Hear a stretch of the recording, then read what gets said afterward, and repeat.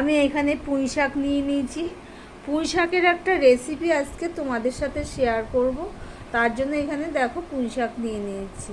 এবার পুঁই শাকগুলো আমি কেটে নেব। এখানে বটিও নিয়ে নিয়েছি, এবার পুঁই শাকটা আমি কেটে নেব।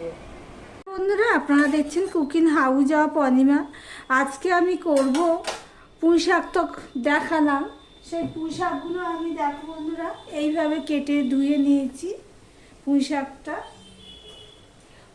আজকে করব মাছের মাথা দিয়ে। তার জন্য দেখো তেল দিয়ে দিয়েছি কড়াইতে, তেলটা গরমও হয়ে গেছে। এবার আমি মাছের মাথাগুলো আর আলাদাভাবে দেখালাম না, আমি পুরো ভাজতে দিয়ে দিলাম। এখানে 3 পিস মাছের মাথা আছে, সেই 3 পিস মাছের মাথায় আমি ভেজে নেব। 2 পিস রয়েছে কাতলা মাছ, 1 পিস কাতলা মাছের মাথা রয়েছে, আর 2 পিস রয়েছে রুই মাছের মাথা। এগুলো সব একসাথে দিয়ে দিলাম। কড়াইটা আমি ভালো করে গরম করে নিয়ে তারপর তেল দিয়েছি। তারপরে 1 পিসটা হওয়ার জন্য আমি অপেক্ষা করব। দেখতে থাকো বন্ধুরা। দেখো বন্ধুরা, মাছের মাথাগুলো লাল লাল করে ভেজে নিয়েছি। এবার আমি এটা তুলে নেব। মাথাগুলো সব ভেজে আমি তুলে নিয়েছি। এখানে আমি দেখো সবজি নিয়ে নিয়েছি, পটল, আলু আর মিষ্টি কুমড়ো, সেগুলো আমি দিয়ে দিলাম। এইভাবে একবার তোমরা যদি বানাও তো বারে বারে বানাবে, এতটাই স্বাদ হয়। রান্না তো সবাই সবার মতন করে, একজনের রান্নার পদ্ধতি এক এক রকম। ভিডিওটি স্কিপ করো না, তাহলে বুঝতে পারবে না আমি কিভাবে করছি। আমি স্রেফ একটুখানি নুন দিয়ে দিলাম। হ্যাঁ, যেটা বলছিলাম, এক একজনের রান্নার পদ্ধতি এক এক রকম। তা আমার পদ্ধতি অনুযায়ী যদি একবার করে দেখতে পারো, খুবই স্বাদ হয়। প্রথমে আমি এখানে মাছ ভাজার যে তেলটা রয়েছে, সেই তেলটার মধ্যে আমি সবজিগুলো দিয়ে দিলাম। এর মধ্যে আমি আরও সবজি আছে, এখানে দেখো বেগুন রয়েছে আর বরবটি রয়েছে, সেটাও আমি দিয়ে দিলাম।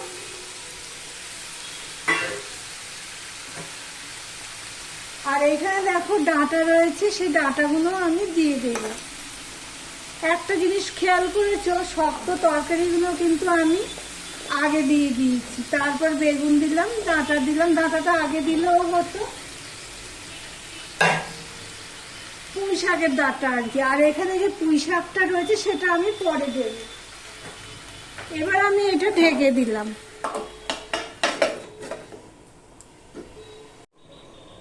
আমি 5 মিনিটের মতন ঢাকা দিয়ে আমি রেখে দিয়েছিলাম সবজি ডাঁটাগুলো দিয়ে।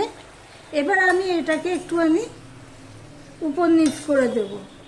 এই পর্যন্ত যারা ভিডিওটি দেখছো, লাইক দিতে ভুলে গেছো, প্লিজ একটা লাইক করে কন্টিনিউ করো। আমি তরকারিটা উপর নিচ করে দিলাম। এবারে এর মধ্যে আমি দিয়ে দেব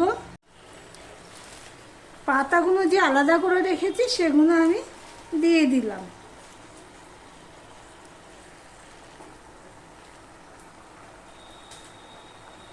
দিয়ে আমি আবারও ঢাকা দিয়ে দেব। আমি একটুখানি তেল দিয়ে তরকারিটা একটুখানি নুন হলুদ দিয়ে মজিয়ে নেব, তাহলে কি হবে, তরকারিটা খেতে ভালো লাগবে। তখন আমি অল্প নুন দিয়েছিলাম, আমি আরেকটু নুন দিয়ে দিলাম।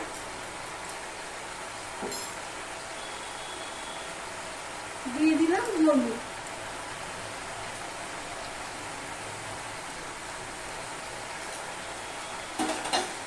থালা দিয়ে ঢাকলে এই হলুদটা থালায় লেগে যাবে, তাই জন্য আমি একটুখানি পাতাগুলো দিয়ে দিচ্ছি।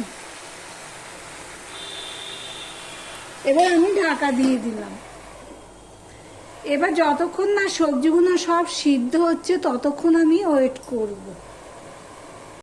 আমি 2 থেকে 2.5 মিনিট পর আমি ঢাকাটা খুলেছি। খুলে আমি সবজিটাকে কিন্তু সম্পূর্ণটা ভালো করে মিশিয়ে দিচ্ছি। এতে কি হবে, নুন হলুদটাও ভালো করে সব সবজির গায়ে যাবে, আর সব সবজিগুলোর সাথে সব মিশিয়ে দিচ্ছি। আমার ভিডিওটি যদি ভালো লেগে থাকে, প্লিজ লাইক কমেন্ট শেয়ার করে দিও। আর যারা নতুন বন্ধু ভিডিওটি দেখছো এখনও পর্যন্ত সাবস্ক্রাইব করোনি, তাদেরকে বলবো সাবস্ক্রাইব করে পাশে থাকার জন্য। বন্ধুরা দেখো, এখানে কিন্তু আলুটা সিদ্ধ হয়ে গেছে।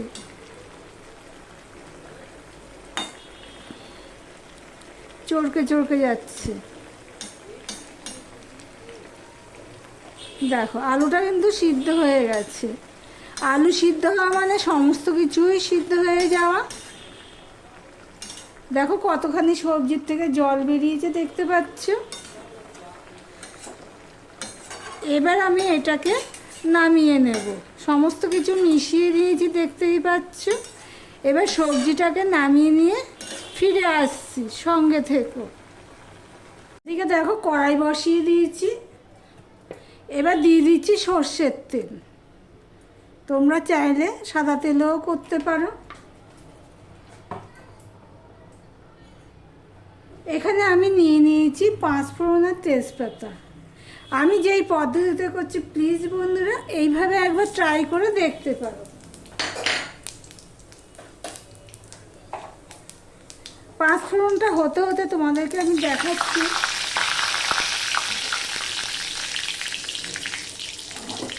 এখানে নিয়ে নিয়েছি বন্ধুরা পেঁয়াজ কুচানো, আদা পেস্ট বা গ্রেট যেটাই বলো না কেন, কাঁচা লঙ্কা নিয়ে নিয়েছি আর রসুন নিয়ে নিয়েছি 7 থেকে 8 কোয়া রসুন আমি করেছি।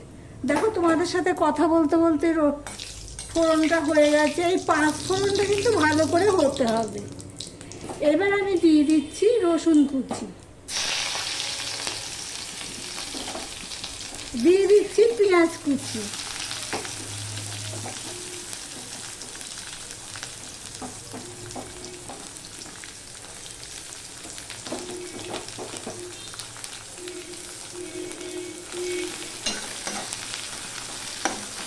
তোমাদেরকে দেখানো হয়নি মাছটা ভেজে আমি একটা মাছের মাথাটা ভেজে আমি একটা বাটিতে তুলে নিয়েছি। এই দেখো এরকমই লাল লাল করে আমি ভেজে নিয়েছি। এবার পেঁয়াজটাকেও আমি একটুখানি হতে দেবো। দেখো পেঁয়াজটা লাল লাল করে ভেজে নিয়েছি। এবার দিয়ে দিচ্ছি হলুদ। হলুদটা এই কারণে দিচ্ছি, এই আদা আর কাঁচা লঙ্কাটা আমি দেবো বলে। আদা আর কাঁচা লঙ্কাটা আমি দিয়ে দিলাম। হলুদটা এমনি তরকারিতে কমও পড়েছে, আদা কাঁচা লঙ্কা দিয়ে তো জানো তো একটুখানি চারিদিকে ছেটে, সেই জন্যই আমি হলুদটা দিয়েছি। আদার কাঁচা গন্ধ যতক্ষণ না যাচ্ছে ততক্ষণ পর্যন্ত আমি আদাটাকে ভেজে নেব। আমার ভিডিওটি যদি ভালো লেগে থাকে প্লিজ একটা লাইক করে দিও, শেয়ার করে দিও। আদার কাঁচা গন্ধ চলে গেলে আমি এখানে দিয়ে দিচ্ছি দেখো 1 চামচ ধনের গুঁড়ো, 1 চামচ জিরের গুঁড়ো আর একটুখানি লঙ্কার গুঁড়ো দিচ্ছি। তোমরা চাইলে এখানে লঙ্কার গুঁড়োটা অ্যাভয়েড করতে পারো। এবার দিয়ে দিলাম জল। এবার মশলাটাকে কষিয়ে নেব। বন্ধুরা তোমাদের একটা কথা বলি, সবজি মশলাটা যদি কষানো যায় না তাহলে খেতে ভালো লাগে, কিন্তু সবজির সাথে তো মশলাটা কষানো যেত না।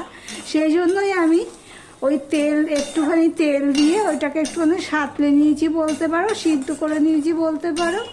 এবার মশলাটাকে আমি ভালো করে কষিয়ে নিচ্ছি। দেখো মশলাটা কষানো হয়ে গেছে। এবারে আমি দিয়ে দিচ্ছি মাছের মাথাগুলো।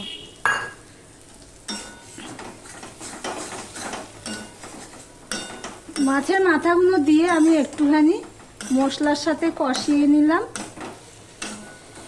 এবারে আমি যে সিদ্ধ করে রেখেছিলাম সিদ্ধ করে রেখেছিলাম সেটা আমি দিয়ে দিলাম। দেখো বন্ধুরা কতখানি জল বেরিয়েছে। এই পদ্ধতিতে তোমরা না করে থাকলে একবার অন্তত ট্রাই করে দেখতে পারো, খুবই ভালো হয় খেতে। এবার আমি একটুখানি উপর নিচ করে দিয়ে এটা আবারও আমি ঢাকা দিয়ে দেব। দেখো আমি দিয়ে দিচ্ছি একটুখানি করে চিনি। প্রায় 3 থেকে 4 মিনিট আমি রান্না করে নিয়েছি এইভাবে ঢাকা দিয়ে দিয়ে। আর জল যেটুখানি আছে আমি গ্যাসে একটু বড় করে দিয়ে আমি এটা শুকিয়ে নেব। আর মাছের মাথাগুলো আমি ভেঙে দিয়েছি অফ ক্যামেরাতে। তাহলে ভিডিওটি তোমাদের কাছে কেমন লাগলো কমেন্ট করে জানিও।